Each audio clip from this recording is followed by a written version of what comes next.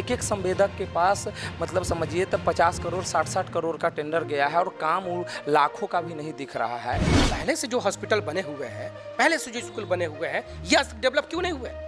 क्या आप इसी ग्रीन सैटेलाइट प्रोग्राम के लिए रुके हुए थे क्या? बिहार के हजारों एकड़ जमीन पर उनकी नजर है और उस जमीन को सरकार के माध्यम से कब्जा करके वो यहाँ पर बढ़िया बढ़िया बिल्डिंग बनाएंगे, फ्लैट बेचेंगे। हम बनाएंगे, इंफ्रास्ट्रक्चर देंगे तो यहाँ के लोगों को भी लाभ होगा। हम पर्यटक को करेंगे तो उससे हमारा यहाँ के लोगों की आमदनी बढ़ेगी। कि स्मार्ट सिटी के नाम पर कैसे उन्होंने लूटने का काम किया था। पिंक और येलो जो शौचालय के नाम पर अभी आप देखेंगे कि एक भी शौचालय चालू नहीं। अगर पहला व्यवस्थित हो जाता उसके बाद आगे विस्तार में जाए ना, फिर उसको व्यवस्थित कीजिए, स्मार्ट सिटी को दुरुस्त कीजिए। तो स्मार्ट सिटी घोटाला का सिटी बन गया है। नमस्कार, आप देख रहे हैं फर्स्ट लुक बिहार और मैं हूं निशा श्री। और एक बार फिर से आपके सामने एक महत्वपूर्ण मुद्दे पर डिबेट लेकर के फर्स्ट लुक बिहार आप सबके सामने उपस्थित हुआ है। और इसमें हम आज बातचीत करेंगे कि जो मुजफ्फरपुर और यहाँ के आसपास के क्षेत्रों में जो यहाँ के आउटस्कर्ट्स की जो खेती युक्त ज़मीन थी उनको लेकर के, उनको अधिग्रहित करके वहाँ पर ग्रीन सैटेलाइट टाउनशिप जो है वो डेवलप किया जाएगा। ये कितना ज़्यादा अभी क्या इसकी ज़रूरत थी? क्योंकि हमने देखा हमारे शहर को स्मार्ट सिटी प्रोजेक्ट के अंदर भी रखा गया था और स्मार्ट सिटी की क्या दशा है वो कुछ उसको शब्दों में बयान करने की ज़रूरत नहीं है। हम सब उसकी असलियत देख रहे हैं। चुनाव से पहले अलग अलग तरह के वादे थे, जिसमें एक महत्वपूर्ण वादा था कि यहाँ पे जो चीनी मिलें हैं उनको दोबारा से खोला जाएगा। लेकिन चुनाव के बाद इन सारे मुद्दों पर बात ना होकर के नए नए प्रोजेक्ट्स और नई नई योजनाओं को लाना ये कितना सही है? और क्या ये छलावा नहीं है वहाँ के लोगों के पीछे? क्या है इसके ऊपर पूरी बातचीत? इसके ऊपर हमने विश्लेषकों को बुलाया है, जो एक्सपर्ट्स हैं उनको बुलाया है। सबसे पहले उनसे आपका परिचय करा दें। हमारे साथ हैं अनय राज जो कि जन स्वराज के नेता हैं, साथ में हैं सूरज जी जो कि वामपंथी विचारधारा के नेता हैं, दीनबंधु क्रांतिकारी जी हैं कांग्रेस से, मनोज वत्स जी हैं बीजेपी के वरिष्ठ नेता हैं, अमरेंद्र कुमार जी हैं आरजेडी के नेता हैं और हमारे वरिष्ठ पत्रकार रविंद्र कुमार सिंह जी हैं। तो सबसे पहले अनय राज जी से ही हम ये चीज़ पूछेंगे कि ये जो ग्रीन टाउनशिप है और चुनाव से पहले के अलग अलग वादे, आप इन पूरे मसले पर क्या कहना चाहेंगे? देखिए, ये खोखली बुनियादी है और खोखली बुनियाद पर एनडीए की सरकार, केंद्र सरकार अभी चाह रही है कि हम लगातार जनता को गुमराह करें। स्मार्ट सिटी का प्रोजेक्ट में कितना करोड़ का गबन हुआ है वो सरकार भी देख रही है, आम जनता भी देख रही है, हम भी देख रहे हैं, आपके मतलब टीम को भी पता है। तो स्मार्ट सिटी में हमारा शहर मुजफ्फरपुर आया और उसमें डेवलप करना था। श्रेय लेने के लिए मुजफ्फरपुर के पूर्व विधायक, पूर्व मंत्री सभी लोग लाइन में कतार में लगे हुए थे कि मेरे कारण ये हो पाया है, मेरे कारण थोड़ा सा एक हलचल हुई एयरपोर्ट के लेके, फिर मिठाई बंटने लगी। लगातार 15 वर्षों से 3 टर्म से केवल एयरपोर्ट के नाम पर खाना पूर्ति हो रही है और उस काम को किस तरह से किया जा रहा है छुआ। और ऊपर से अभी किसान की ज़मीन पर खरीद बिक्री पर रोक लगाकर और ग्रीन सिटी बनाएंगे या क्या करेंगे। तो इस तरह से करके मतलब अभी इसकी कोई ज़रूरी नहीं थी। पहले जो रुपया खर्च हुआ है हमारे शहर में, जो हमारी कमाई खर्च हुई है, गाढ़ी कमाई के रूप में हमारा स्मार्ट सिटी में पैसा गंगा की तरह बहाया गया है और वो दिख नहीं रहा है। जगह जगह नाला टूटा हुआ है, जगह जगह उसके नाम पर करोड़ों का लूट हुआ है और करोड़ों लूट एक एक संवेदक के पास मतलब समझिए तो 50 करोड़ 60-60 करोड़ का टेंडर गया है और काम लाखों का भी नहीं दिख रहा है। तो इतना बड़ा भ्रष्टाचार के बाद एक नया भ्रष्टाचार का नैया बहाने का ये खेल है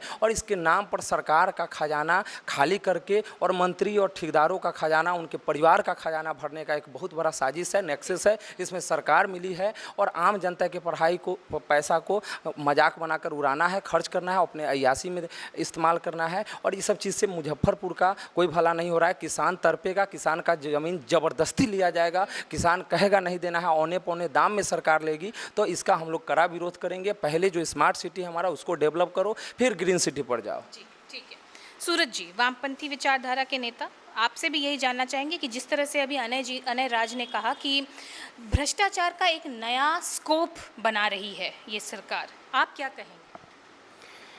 देखिए, जितनी भी भारतीय जनता पार्टी जो अभी सत्ता में है, इन्होंने जितनी भी योजनाओं को ज़मीन पर उतारा है, ये तमाम योजनाएं बड़ी कॉरपोरेट कंपनियों को फ़ायदा पहुंचाने के लिए लाई जाती है। मुजफ्फरपुर हम तमाम लोग जानते हैं, इस शहर में रहते हैं हम लोग। ये शहर एक कस्बाई शहर है, ये अभी शहर भी नहीं बना है। ये कस्बाई शहर है, हम लोग इस शहर में रहते हैं, हमारा घर है। गांव से हम लोग जो है कि जो है राशन लेकर आते हैं, वहाँ से अनाज लेकर आते हैं और उसके बाद यहाँ पर जो है हम लोग रहते हैं। अभी ये शहर भी नहीं बना और आप जिस तरीके के प्रोजेक्ट को लेकर आ रहे हैं तो इस पर निसंदेह जो है कि जो है जो जनता सवाल खड़ा कर उठा रही है कि आपका मंसूबा जो है ना, आपकी नीयत, सारा कुछ सरकार करती है जनता के नाम पर। ये आप समझ आइए, जो भी चीज़ लेकर आएगी सरकार वो सब कुछ कहेगी कि हम जनता के लिए लेकर आ रहे हैं, लेकिन उसमें जनता का कुछ नहीं रहता है, वो सारा का सारा कॉर्पोरेट कंपनियों के लिए रहता है। हम लोग देखें ना, कहलगांव में तो ज़मीन आप ले लिए, ज़मीन ले ली और बाद में क्या हुआ, आप जो है कि अडानी को 1 रुपये के जो है कि लीज पर ज़मीन को दे दिए। कहाँ गया पूरा 1000 एकड़ ज़मीन आप दे दिए वहाँ पर, वो ज़मीन चली गई उनके पास। यहाँ पर अभी आप ले रहे, अभी आप प्रोजेक्ट बना रहे हैं, शहर से बिल्कुल सटा हुआ ज़मीन है, अभी वहाँ पर खेती हो रहा है, अभी वहाँ पर जो है सब्जी से लेकर तमाम तरीके की चीज़ों का उत्पादन हो रहा है, हम लोग उसी से खा पी रहे हैं, सब कुछ हो रहा है, और फिर आप एक नया चीज़ को लेकर आ गए, ठीक है ना। इसमें आपके पास कोई प्लानिंग नहीं है और आप बिल्कुल सिर्फ यही चाहते हैं। इससे पहले भी सरकार ने कहा कि हम लैंड बैंक बनाएंगे, सरकार एक लैंड बैंक बनाएगी, हम ज़मीनों का जो है ना अपने पास रखेंगे। क्या हुआ उस लैंड बैंक का? आप तो वो किए, अब लैंड बैंक को जो है कि पीछे ये करके अब आप ये बिल्कुल ग्रीन जो है कि जो सैटेलाइट सिटी का प्रोजेक्ट लेकर आ गए। अब आप इसमें क्या रहे हैं, ज़मीन छीनने के लिए आप किस तरीके की बातें कर रहे हैं। आपको किसानों का ज़मीन चाहिए, आप आम लोगों का ज़मीन को छीनना चाहते हैं, तब आप कह रहे हैं क्या कि इसको हम पूरा डेवलप ऐसा करेंगे, इसमें स्कूल होगा, कॉलेज होगा, हॉस्पिटल होगा, सारा कुछ होगा ये करके। तो पहले से जो हॉस्पिटल बने हुए हैं, पहले से जो स्कूल बने हुए हैं, ये आज तक डेवलप क्यों नहीं हुए? क्या आप इसी ग्रीन सैटेलाइट प्रोग्राम के लिए रुके हुए थे क्या? आपके दिमाग में यही बातें थी क्या कि हमको किसी दिन ग्रीन सैटेलाइट? चीनी मिल मुजफ्फरपुर में तो मोतीपुर में ही चीनी मिल रहा है, बंद पड़ा हुआ है। अब तो सरकार भी कह रही है कि भाई एथेनॉल जो है कि उसको पेट्रोल में मिला दो, अब बेच दो। सरकार ही कर रही है ना, पॉलिसी बनाई है कि एथेनॉल को जो है कि पेट्रोल में मिलाओ और उसको बेचो।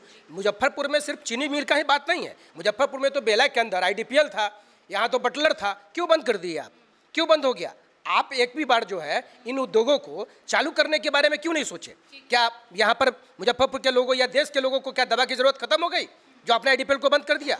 क्या रेलवे इंडस्ट्री को जो है कि रेल में जो है कोच से लेकर पहिया उसको नहीं चाहिए था क्या? बटलर को आपने क्यों बंद कर दिया? लेकिन इन तमाम योजनाओं का जान जाइए, जो चीज़ें आम लोगों के पक्ष में ठीक से चलेंगी, ठीक से रहेंगी, उन योजनाओं का सरकार को ध्यान नहीं देना है। सरकार को इस तरीके का योजना को लेकर आना है, जिस योजना को लेकर हम आए, जनता के नाम पर वो योजना आएगा, ज़मीन का हम अधिग्रहण करेंगे और ज़मीन का अधिग्रहण करने के बाद हम बड़े कॉर्पोरेट कंपनियों को अभी नहीं देंगे, लेकिन बड़े कॉर्पोरेट कंपनियों को हम वो सारा ज़मीन देंगे, कई 100 एकड़ कई 1000 एकड़ ज़मीन वो होगा और वो जो है कॉर्पोरेट कंपनियों को दिया जाएगा। तो ये योजना कहीं से भी योजना सही नहीं है। और जान रहे कि इस योजना का बड़े पैमाने पर मुजफ्फरपुर के अंदर में 4 प्रखंडों को लिया है और 4 प्रखंड के 68 गाँव उसमें आ रहे हैं। 68 गाँवों के लोग जो है कि इस पूरे योजना के खिलाफ बड़े एक संघर्ष में उतरेंगे, बड़े एक लड़ाई में उतरेंगे। चलिए, ये अपेक्षा तो है लोगों को कि कम से कम वामपंथी विचारधारा के जो नेता हैं वो शायद इस संघर्ष की लड़ाई में उतरे। दीनबंधु क्रांतिकारी जी, आप क्या कहेंगे ग्रीन सैटेलाइट प्रोजेक्ट के बारे में? देखिए, चाहे वो केंद्र में बैठी सरकार हो या राज्य में बैठी सरकार हो, ये कहते कुछ और हैं, करते कुछ और हैं, और जो कहते हैं वो कभी नहीं करते हैं। आप देखे होइएगा, मैंने पहले भी बोला है कि ये बिहार में 4 स्मार्ट सिटी की घोषणा की है।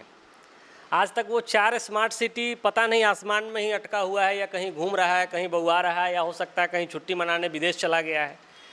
तो वो अभी तक मुजफ्फरपुर में, भागलपुर में, नालंदा में इन जगहों पर आया नहीं है। तो आया नहीं है तो अब क्या होता है, देखिए भाजपा का एक बड़ा अच्छा स्ट्रैटेजी है। स्ट्रैटेजी ये है कि आप लोगों को गुमराह करने के लिए नए नए तरीकों का सपना आप दिखाइए। भले ही उन सपनों के पीछे आप उस व्यक्ति का पूरा मतलब समझिए कि शर्ट, पैंट, कमीज, गंजी, अंडरगारमेंट सब खोल के बेच दीजिए, वो ठीक है, उसका किडनी तक निकाल के बेच देगा, लेकिन वो पूरा कभी नहीं होने वाला, लेकिन सपना बड़ा बड़ा दिखाएगा। ये वही भारतीय जनता पार्टी की सरकार है। जब ये देश में, जब 2014 में जब यहाँ आए तो कहें कि बहुत हुई महंगाई की मार, अब की बार मोदी सरकार, तो उस वक्त 70 रुपये पेट्रोल बहुत महंगा था, आज 114 रुपये बहुत सस्ता है।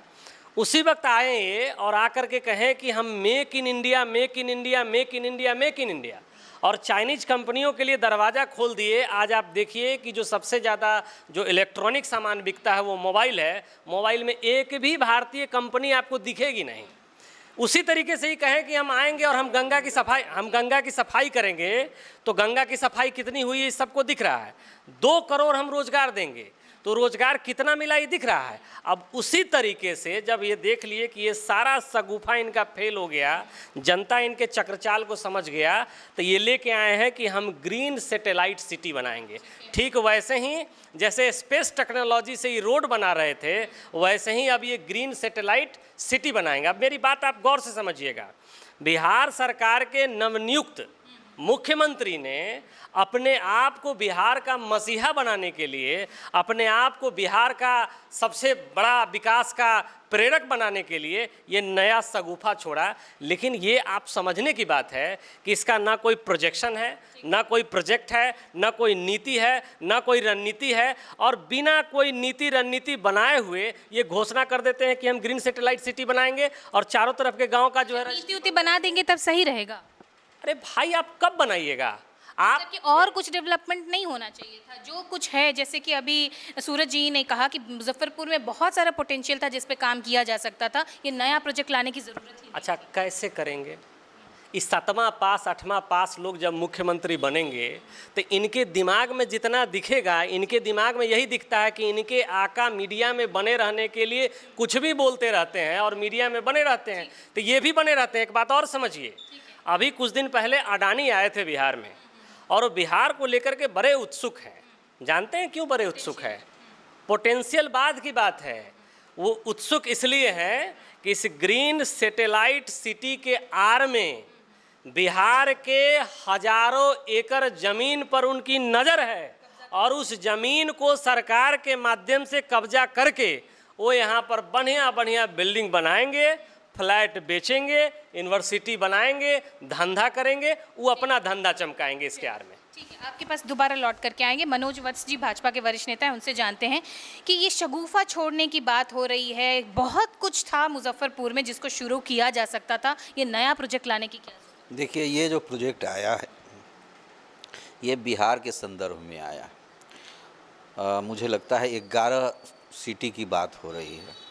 देखिए, मानव का जो जब से मानव की सभ्यता आई है, हम 4 ही काम करते हैं। खेती करते हैं, नहीं तो व्यापार करते हैं, नहीं तो उद्योग करते हैं, नहीं तो सेवा का काम करते हैं। और जैसे जैसे हमारी जनसंख्या बढ़ रही है, हमारी आवश्यकताएं बढ़ रही है, तो हमें उस स्तर की शिक्षा भी चाहिए, चिकित्सा भी चाहिए, साथ साथ आवास भी चाहिए, और सबको मानव के जितने भी आयाम हैं उसको समग्रता से एक विकास का। में तो पहले नौकरी मिले तब तो यहाँ पे लोग रहने के लिए रुके। आप मेरी बात को समझिए, पहले तो हमको नौकरी, सिर्फ नौकरी कौन दे सकता है? मैं बराबर कहता रहा हूँ व्यक्तिगत तौर पे कि सरकार नौकरी नहीं दे सकती, सरकार एक व्यवस्था दे सकती है। हम बिहार में ऐसे एंटरप्रेन्योर डेवलप करना चाहते हैं। तो क्या वो चीनी मिल से या जितना भी सूरज जी ने अभी जितने भी संस्थान का नाम लिया उसको दोबारा चालू करना? आप एक एक विषय को ले लीजिए। हमारे पास सबसे पहले चीनी मिल की जो पॉलिसी 1930 के दशक में आई थी, जिसमें मोतीपुर वगैरह चीनी मिल भी थी, और मैंने भी कई बार मोतीपुर चीनी मिल पर संज्ञान लिया था और उस पर आवेदन भी दिया था। और पूर्व के हमारे जो मंत्री थे सहकारिता, उनसे भी बात हुई थी। आप लोगों को भी इसका संज्ञान होगा। और हमारे सहकारिता मंत्री जी ने 2 चीनी मिलों को, जो चीनी मिल फेडरेशन एसोसिएशन है दिल्ली में, उसके साथ रैयाम और सकरी, रैयाम दरभंगा ज़िले का और सकरी मधुबनी ज़िले का, वो बिहार सरकार में और फेडरेशन में एग्रीमेंट हो गया है। उसका डीपीआर बन रहा है, और उसको समझने की ज़रूरत है। जो चीनी मिलें हैं वो मुख्य सचिव के द्वारा ये तय किया जा रहा है कि कुछ चीनी मिल को कोऑपरेटिव डिपार्टमेंट नोडल एजेंसी बनेगी, कुछ चीनी मिलों की नोडल एजेंसी गन्ना विकास मंत्रालय होगी, कुछ चीनी मिलों की नोडल एजेंसी इंडस्ट्री डिपार्टमेंट होगी। तो जो सहकारिता को मिल गया था उसका एग्रीमेंट हो गया, डीपीआर बन रहा है। आप कहना चाह रहे हैं कि दोनों तरफ से काम चल रहे हैं? दोनों तरफ से। मोतीपुर चीनी मिल के संदर्भ में मैं बता दूं कि ये अभी मुख्य सचिव के द्वारा स्पष्ट नहीं है कि ये गन्ना चलाएगा कि उसकी नोडल एजेंसी की कोऑपरेटिव चलाएगा कि इंडस्ट्री डिपार्टमेंट चलाएगी। चूँकि ये भारत सरकार का ये नियम होता है कि चीफ सेक्रेटरी की अध्यक्षता में वो तय किया जाता है। अभी चीनी मिल चलेगी, निश्चित चलेगी मोतीपुर चीनी मिल। अब आइए ग्रीन सिटी पर। तो जब समग्रता में हम सोचते हैं तो उतने लोगों को हमें चिकित्सीय सुविधा देना है, उतने लोगों को हमें स्कूल की सुविधा देनी है, उतने लोगों को हमको ट्रांसपोर्ट की सुविधा देनी है। सारी सुविधाओं को समग्रता के साथ करने के लिए और हमारे इंफ्रास्ट्रक्चर कैसे डेवलप हो, हमारा जो यहाँ का जो पर्यटन है, आप जैसे आप जाएंगे, मेरा आना जाना उत्तराखंड में रहता है। उत्तराखंड के जीविकोपार्जन का 70 से 80% पर्यटन पर होता है। हम सब लोग जानते हैं कि माता सीता की प्रकाट स्थली है, बुद्ध की कर्मस्थली है, भगवान। तो ये जब सिटी डेवलप होगा, अगर आप हरिद्वार जाएं तो वहाँ रहने की व्यवस्था है, खाने की व्यवस्था है, ट्रांसपोर्ट की व्यवस्था है, नदियों के घाट की अच्छी व्यवस्था है। आप जाइए सिमरिया घाट में, वही चीज यहाँ पर हो। एकदम बिल्कुल जो मानक होने चाहिए पर्यटन के लिए। अगर 5,000 पर्यटन के लिए बना रहे हैं यहाँ के लोग? बिल्कुल, बाहर जब हम बनाएंगे, इंफ्रास्ट्रक्चर देंगे तो यहाँ के लोगों को भी लाभ होगा। हम पर्यटक को करेंगे तो उससे हमारा यहाँ के लोगों की आमदनी बढ़ेगी, पर कैपिटा इनकम होगा। तो जब हम समग्रता में नहीं सोचेंगे, हमारा एजुकेशन का सिस्टम डेवलप होगा। आप ये समझिए ना कि किसी चीज़ को जब तक आप इंटीग्रेटेड नहीं सोचेंगे, सिर्फ हम अगर आलोचना करें तो उससे काम नहीं चलेगा। हम हमेशा कहें कि अंधकार है, अंधकार भगाओ, अंधकार भगाओ, बोलेंगे अंधकार भगाओ तो अंधकार नहीं भागेगा। अंधकार भगाने के लिए एक दीपक जलाना होगा। जब तक दीपक जल जाएगा, अंधकार स्वतः भाग जाएगा।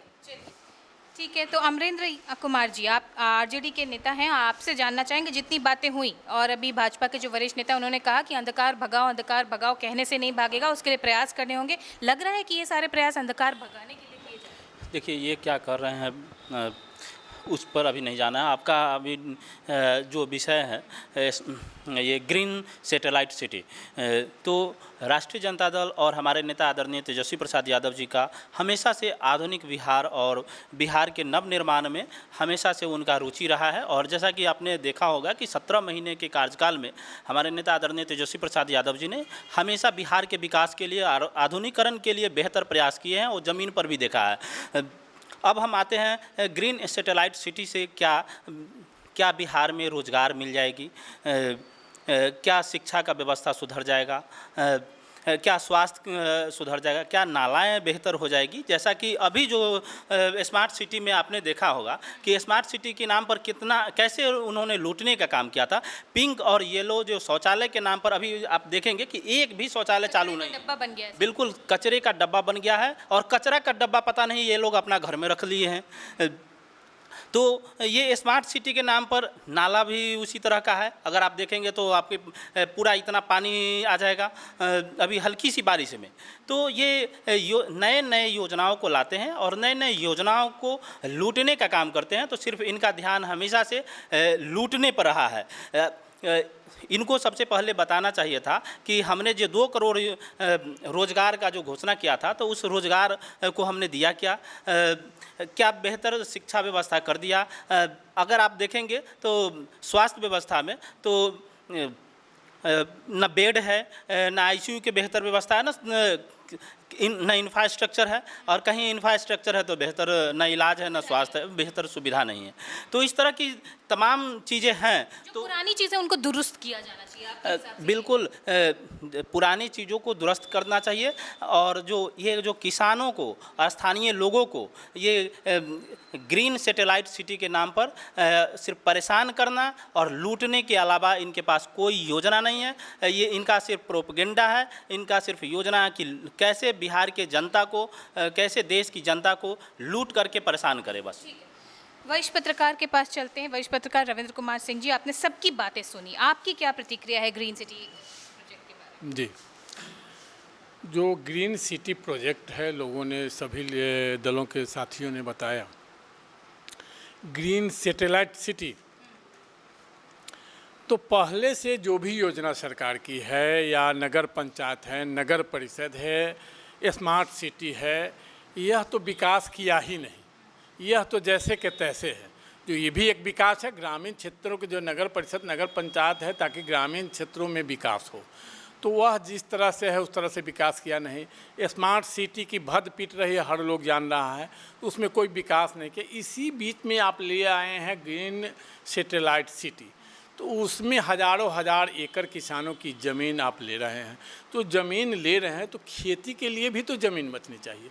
तो खेती लोग करेंगे नहीं तो फिर भोजन कहाँ से चलेगा? खेती के लिए भी ज़मीन है। बिहार वैसे भी कृषि प्रधान राज्यों में आता है। अब रह गई विकास की बात। विकास की योजना है, इसमें बड़े बड़े महल बनेंगे, लोगों को मतलब 55% और 45% के क्या रेशियो में उनके ज़मीन का जैसे सब निर्माण व्यवस्थित करके दिया जाएगा। उसमें यह भी बताया जा रहा है, ये जो IAS अधिकारी जो इस विभाग के सचिव हैं विनय कुमार बताए, उस आसपास में ज़मीन की कीमत में 10 गुना वृद्धि होगी। तो 10 गुना वृद्धि का क्या मतलब? 10 गुना वृद्धि करके उस ज़मीन को फिर बेच देना है किसानों को? क्या ये प्रलोभन देने की क्या बात है? जो आपके बगल में जो ग्रीन सिटी उसके बगल की ज़मीन की 10 गुना कीमत बढ़ जाएगी। तो कीमत बढ़ाने की बात नहीं है। अब रह गई बात, इस योजना के तहत यह बताया जा रहा है कि एक जगह शिक्षा, स्वास्थ्य, हर चीज़ की व्यवस्था होगी। तो आप जो ग्रामीण क्षेत्र है, मान लीजिए मुजफ्फरपुर कह लीजिए, मुजफ्फरपुर शहर के आसपास ग्रीन सिटी की योजना है, चाहे शहर विस्तारीकरण का है, शहर विस्तारीकरण का भी है और ग्रीन सिटी का भी है, सब शहर के इर्द गिर्द की है। तो यहाँ कटरा भी है और औड़ाई भी है, जो सुदूर क्षेत्र है। तो वहाँ के लोग कहाँ पढ़ेंगे? वहाँ के लिए वहीं कॉलेज की व्यवस्था कर दीजिए। वहीं टाउनशिप के अंदर वहीं कॉलेज और हॉस्पिटल बनता है, टाउनशिप के अंदर का यही होता है। हाँ, तो टाउनशिप के अंदर आता है। तो जो टाउनशिप के अंदर आएंगे उनके लिए व्यवस्था है ना, और जो बाहर सुदूर गांव के लोग हैं उनके लिए क्या व्यवस्था है? तो विकास का क्या मतलब है? जो कुछ लोगों का विकास, विकास सबका विकास होना चाहिए। तो उसमें जो जहाँ है ग्रामीण क्षेत्र है, ग्रामीण क्षेत्र में भी अभी आप देख रहे हैं कि कॉलेज की बात आ रही है। तो जो कॉलेज खुलने के बीएड क्या कहते हैं, डिग्री कॉलेज, तो डिग्री कॉलेज की व्यवस्था क्या देख रहे हैं? हास्यास्पद है। जो वहाँ किसी हाई स्कूल में 1-2 कमरा दिया जा रहा है, जो शिक्षक क्या कहते हैं वहाँ प्रिंसिपल की नियुक्ति हो, प्रिंसिपल को रहने ठहरने की कोई व्यवस्था नहीं है, तो जस के तस है, उसमें कोई लाभ नहीं दिख रहा है। तो आप जो भी करते हैं उसको पहले व्यवस्थित कर लीजिए। अगर पहला व्यवस्थित हो जाता है उसके बाद आगे विस्तार में जाइए ना, फिर उसको व्यवस्थित कीजिए। स्मार्ट सिटी को दुरुस्त कीजिए। तो स्मार्ट सिटी घोटाला का सिटी बन गया है, तो वो नहीं कर पाए, हम उसको दुरुस्त नहीं कर पाए हैं। नगर परिषद और नगर पंचायत को दुरुस्त नहीं कर पाए हैं, और उसके बाद आप चले हैं ग्रीन सिटी का जैसे लाभ लोगों को दिखाने के लिए। तो सरकार पर इसलिए लोग विश्वास नहीं करिए कि सरकार की जो भी योजनाएँ हैं पहले धरातल पर पहले वाली योजना देखें, उसके बाद अब आगे की योजना पर बात करें। चलिए, यहीं से हम बात करते चलेंगे अमरेंद्र कुमार जी से कि सरकार की योजनाओं पे भरोसा नहीं बन पा रही है जनता का, इसके ऊपर क्या? देखिए, सरकार के ऊपर भरोसा इसलिए नहीं है कि सरकार ने जितने भी योजनाओं का या सुविधाओं का जो घोषणा किया, उस घोषणाओं को पूरा नहीं किया। और सरकार जो है अभी कॉर्पोरेट के हाथे जो है वह गिरवी पर गया है, और सरकार के अलावा वह चाहता है कि देश को भी गिरवी रख दे। और मुझे लगता है कि लगभग देश को भी कॉर्पोरेट के हाथों गिरवी रख दिया हुआ, चूँकि अभी जो भी योजनाएँ बनती है, जो भी सुविधाएँ होती है, वह कॉर्पोरेट के आधार पर होती है। किसानों की ज़मीन छीन करके अपना इंफ्रास्ट्रक्चर बना करके अपनी सुविधाएं बेहतर करना, ये जो कॉर्पोरेट के लोग जो है वह चाहती है, और उसमें सरकार उसको कम रुपए में उसको ज़मीन मुहैया कराना चाहती है। आपने एयरपोर्ट को देखा कि एयरपोर्ट की घोषणाएं उन्होंने कर दी, लेकिन अभी तक एयरपोर्ट नहीं बना। तो कैसे विश्वास करेंगे लोग सरकार के ऊपर? जवाब लेते हैं हम मनोज वत्स जी से कि भरोसा कहीं ना कहीं तो जो है वो जनता का डगमगाता जा रहा है, क्योंकि जो पुरानी जितनी भी योजनाएं थी, जितने भी मंच से जितने दावे किए गए थे, उनके ऊपर कुछ काम होता नहीं। भरोसा यदि डगमगाता तो 243 में 202 ही मिलता। इसको कितना फीसदी मानते हैं? लोकतंत्र में अभी 6 महीना पहले ही हम लोग चुनाव से आए हैं, और 243 में 202 है, तो इसको आप क्या कहिएगा? हम लोग 243 भी ले लें। हम माननीय जो कह रहे थे, इनके नेता ही चुनाव हार जाते, थोड़ी सी हम लोग ताकत लगा देते। इनको तो अन्य राज्य की पार्टी ने जिता दिया, जनस्वराज ने। अगर जनस्वराज वहाँ से चुनाव न लड़ती तो इनका नेता ही चुनाव हार जाते, ममता जी की तरह। तो क्या भरोसा इन पर है? लेकिन जो पुरानी योजना है, विषय और मैं कहते हैं 17 महीना हमारी सरकार थी, ये मुख्यमंत्री इनके कहाँ थे कि सरकार तो नीतीश कुमार की थी। हमेशा कप्तान कप्तान होता है, खलासी खलासी होता है, ड्राइवर कभी खलासी नहीं, खलासी कभी ड्राइवर नहीं होता है। तो खलासी वाला कहे कि हम भी ड्राइवर हैं, ये ठीक नहीं है। हाँ, आलोचना, हम लोकतंत्र में आलोचना सहने के लिए तैयार हैं, लेकिन ये निश्चित तौर पे जानिए मेरा व्यक्तिगत राय भी है और हमारा वैचारिक राय भी है। और ये लोग व्यक्ति का नाम लेते हैं, हर संवाद में मैं कभी व्यक्ति का नाम नहीं लेता हूँ। हमेशा नेतृत्व सामूहिक होता है और नेतृत्व समग्रता से होती है। और जब तक नेतृत्व समग्रता से, और हमारे नेतृत्वकर्ता कहते हैं कि सबका साथ, सबका विकास और सबका विश्वास, इसलिए सबका विश्वास है, 202 का विश्वास है और 5 साल के लिए विश्वास है। इसलिए हम उस विश्वास पर और खरा उतरेंगे। 202 से हम 242 जाएंगे, एक सीट वो भी हम वामपंथियों के लिए, माले के लिए छोड़ेंगे। इनको अगली बार एक सीट मिलने वाला नहीं। ठीक है। दीनबंधु क्रांतिकारी, एक सेकेंड, दीनबंधु क्रांतिकारी जी, जनता पूरा भरोसा कर रही है वर्तमान सरकार पर, ये आप लोगों को लगता है कि जो है जनता का जो है वो भरोसा डगमगा रहा है क्या? जनता इतना भरोसा कर रही है, अभी बहुत अच्छा बात साथी बोल रहे थे, जनता इतना भरोसा कर रही है कि आपको हार का डर इतना बौखलाया हुआ था कि महागठबंधन ने घोषणा किया कि हम सरकार हमारी बनती है तो हम 200 यूनिट बिजली फ्री देंगे। मैं पूछ रहा हूं कि आप 5 साल पहले क्यों नहीं इसको लागू किए, जब चुनाव के वक्त में आपने लागू किया 125 यूनिट फ्री देंगे। महागठबंधन की सरकार कहती है कि हमारी सरकार अगर बनती है तो हम 1500 रुपया वृद्धा विधवा विकलांगता पेंशनधारियों को पेंशन बढ़ाएंगे। जब आपका चुनाव नज़दीक आता है तो चुनाव नज़दीक आने से ठीक पहले आप काहे 1100 रुपया करते हैं? पहले मेरी बात सुनिए। ये 243 में 202 का दम भर रहे थे। मैं कहता हूँ भारतीय जनता पार्टी में या एनडीए के किसी भी पार्टी में अगर औकात थी तो बिना 10,000 रुपया बांटे क्यों नहीं चुनाव आप लड़ लिए? क्यों चुनाव से एक सप्ताह पहले तक आप 10-10 हज़ार रुपया बांट रहे थे आप? और क्योंकि आप केंद्र में बैठे हुए हैं, चुनाव आयोग आपका चेला बना हुआ है, जैसे आप नचाते हैं वैसे वो नाचता है, और इसके दम पर आप जो सो पैसा बांट करके आप चुनाव जीत रहे हैं। और चुनाव नहीं जीत पाते हैं तो जो मेंबर ऑफ पार्लियामेंट जो चुन के जाते हैं या विधानसभा के जो सदस्य चुन के जाते हैं, उनके ऊपर ईडी सीबीआई का छापा मरवा करके, जबरदस्ती फंसा करके, ब्लैकमेल करके आप तोड़ते हैं। पहले सुनिए। दूसरी नंबर बात, बड़ा अच्छा बात ये कह रहे थे अभी कुछ देर पहले कि मानव सभ्यता का विकास होता है तो सुविधाओं का विकास होना चाहिए। बड़ी बड़ी सपने दिखा रहे हैं। मैं पूछ रहा हूँ, जब भारत के प्रधानमंत्री नरेंद्र मोदी जी ने स्मार्ट सिटी की जब घोषणा की थी तो उन्होंने क्या कहा था कि हम जो स्मार्ट सिटी की जो परिकल्पना कर रहे हैं उसमें विश्व स्तरीय स्वास्थ्य सुविधाओं का लाभ देंगे। जाकर के देख लीजिए एसकेएमसीएच और सदर हॉस्पिटल में कौन सा विश्व स्तरीय स्वास्थ्य सुविधाओं का लाभ मिल रहा है। इसके बाद कहे थे कि हम आपको विश्व स्तरीय कनेक्टिविटी देंगे। जाकर के आप देख लीजिए रेलवे स्टेशन पर कौन सा कनेक्टिविटी, और एयरपोर्ट पे जाकर देख लीजिए कौन सा कनेक्टिविटी है। फिर कहे थे कि विश्व स्तरीय आपको शैक्षणिक व्यवस्था का इंफ्रास्ट्रक्चर देंगे। जाकर के देख लीजिए बिहार विश्वविद्यालय में क्या भ्रष्टाचार का क्या पेड़ उग रहा है और कौन सा बट वृक्ष बन रहा है और क्या व्यवस्था है, आप जाकर के देखिए। मैं ये पूछना चाहता हूं कि स्मार्ट सिटी के नाम पर जिस तरीके से लोगों को बेवकूफ़ बना, क्या आप किए हैं? आप कहें कि हम स्मार्ट सिटी जो बना रहे हैं वहां पर आपको बहुत अच्छा टाउनशिप बना करके देंगे। एक सुन लीजिए, बहुत अच्छा टाउनशिप, सुन लीजिए, मैं मुद्दे की बात कर रहा हूँ। बहुत अच्छा टाउनशिप बना करके देंगे, खेल का इंफ्रास्ट्रक्चर डेवलप करके देंगे। जब आप ये कर नहीं पाए हैं तो आप पर कैसे विश्वास करें? आप बिहार में कोई भी ऐसा रोल मॉडल अगर पेश किए रहते हैं इंफ्रास्ट्रक्चर डेवलपमेंट के क्षेत्र में, तो हम चलिए उसका आधार मान करके यह मानते हैं कि आप कुछ नया करना चाहते हैं। तो कुल मिलाकर के जो सरकार है वह लोगों को गुमराह करने का काम कर रही है, लोगों को झुठलाने का काम कर रही है, और इसके आड़ में बड़े बड़े उद्योगपति खड़े हैं कि यहाँ की जो करोड़ों का जो कीमती ज़मीन है उसको हम ले लेंगे।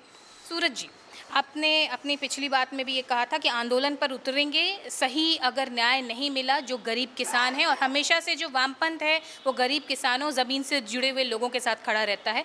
उस आंदोलन की कमी कहीं ना कहीं तो दिखाई दे रही है। क्या लगता है कि आंदोलन के मोड में आ रहे हैं? नहीं, आंदोलन तो पूरे बिहार में चल रहा है। आंदोलन पूरे बिहार में चल रहा है, और जहाँ कहीं भी जान रहे, चाहे वो भूमिहीन गरीबों का सवाल हो, फुटपाथी दुकानदारों का सवाल हो, या किसानों के विस्थापन का सवाल हो, इन तमाम सवालों पर आंदोलन चल रहे हैं।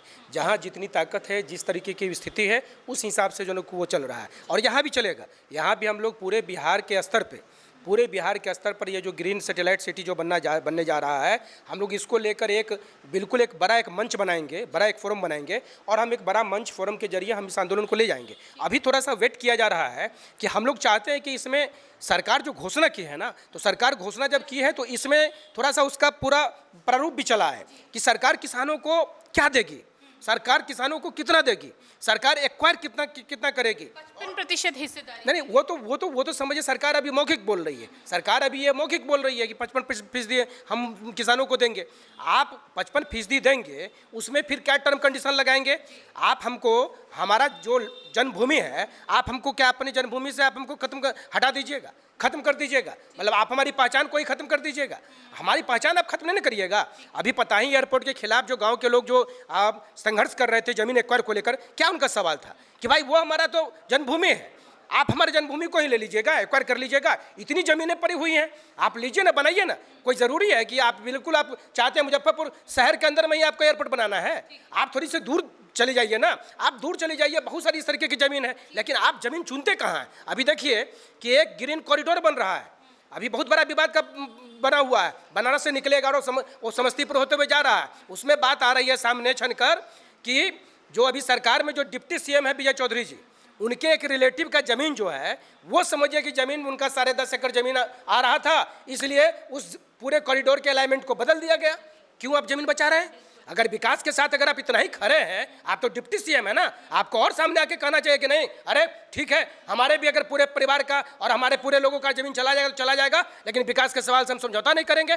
आप अपने लोगों की ज़मीन को बचाने के लिए अलाइनमेंट चेंज कर दे रहे हैं और दूसरी जगह पर आकर लोगों को सपना दिखला रहे हैं कि अरे ग्रीन सैटेलाइट सिटी बना रहे हैं, तुम्हारे बच्चे को हम बिल्कुल आधुनिक शिक्षा देंगे, तुमको स्वास्थ्य देंगे, तुमको पूरी सुविधा होगी, सारा कुछ होगा। तो इन सुविधाओं का इसका जो है बिहार की जनता ने देख लिया है कि बिहार की जनता इस सरकार से कम जान जाइए। वो जो कह रहे थे विश्वासघात की बात, जनादेश के साथ विश्वासघात हुआ।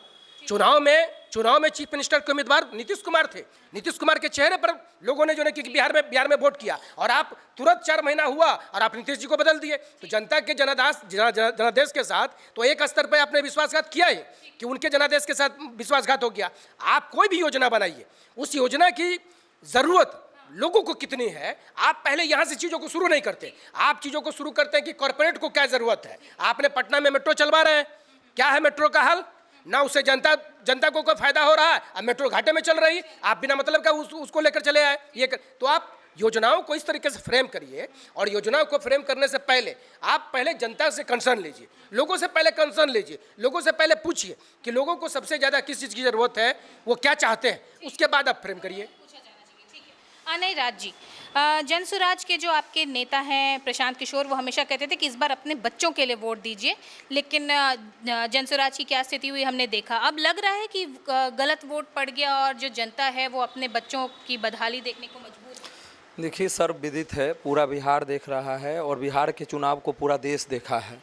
इतना पढ़ा लिखा नेता जिसका पहचान वैश्विक स्तर पर है, जिसने घर घर जाके लोगों को जगाया हो, जिसने बिहार को विकसित बनाने का एक विज़न समझाया हो, वैसे लोगों को अगर जनता लोभ और लालच में आकर अपना मताधिकार का प्रयोग सही जगह पर नहीं की, तो आज क्या नतीजा है। जनादेश का अपमान होने के साथ साथ जिस तरह से कॉरपोरेट कंपनियों को यहाँ पे लाया जा रहा है पकड़ के, और ख़ासकर 2-3 वर्ग जो है, अडानी हो गया, अंबानी हो गया, उनके ग्रुप को जो यहाँ पे लाया जा रहा है। अभी भागलपुर में हज़ारों एकड़ ज़मीन, लगभग लाख से ऊपर आम का पेड़ काटा गया और अडानी जी को फ़ायदा डायरेक्ट औने पौने दाम में ज़मीन दिया गया है।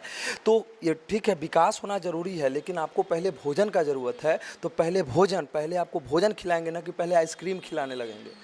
तो आइसक्रीम कंपनी का मालिक कौन है? तो आइसक्रीम कंपनी बनाएगा, अरे पहले रोटी दाल पहले मिलना चाहिए। तो किसान का अभी सही टाइम पर खाद नहीं मिल रहा है, किसान को सही टाइम पर पानी नहीं मिल रहा है, उसकी सिंचाई की समस्या है, वो तड़प रहा है, और आप उसके ज़मीन को एक बड़ी कंपनी को दीजिएगा। आप कह रहे हैं कि 55% या 40% देंगे, वो बात का विषय है। पहले किसान अच्छे से खेती करे। जिस हमारा बिहार जो कृषि प्रधान देश है और देश हमारा कृषि प्रधान है, और वहाँ पे किसान की ज़मीन को आप विकसित कीजिएगा। विकसित करने के लिए अभी सरकारी ज़मीन पड़ा हुआ है, सरकारी ज़मीन को पहले विकसित कीजिए। जो सरकारी ज़मीन पे आप औने पौने दाम में आप जिसको दे रहे हैं और किसान का ज़मीन लीजिएगा, तो आप एक बहुत बड़े आंदोलन का, हमारी पार्टी शुरू से जिस बुनियादी विषय को रखा है, शिक्षा, स्वास्थ्य, रोजगार, उस बुनियादी विषय पर, और जब तक हमारा बिहार शिक्षित रोजगार नहीं होगा, जब तक भोजन खुद से कमा कर नहीं खाएगा, रोजगार नहीं होगा, पढ़ेगा नहीं हमारा बिहार, तब तक बिहार नहीं बढ़ेगा। आप बिल्डिंग बना दीजिएगा, रहेगा कौन?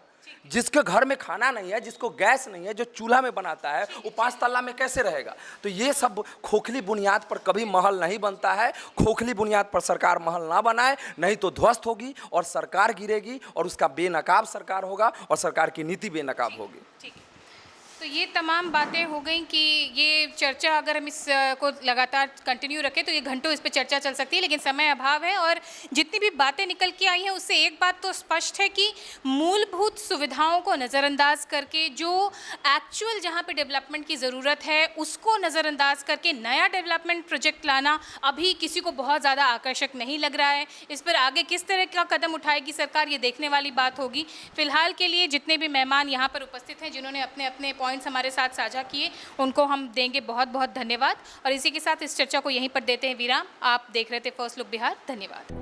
डी फार्मा स्टूडेंट्स, अब हो जाइए तैयार। आपके लिए है बहुत अच्छी खबर कि अब केवल डी फार्मा स्टूडेंट्स को ही मिलेगी फार्मासिस्ट की जॉब। तो ये कोर्स करने के लिए आपके पास है 2 चॉइसेस।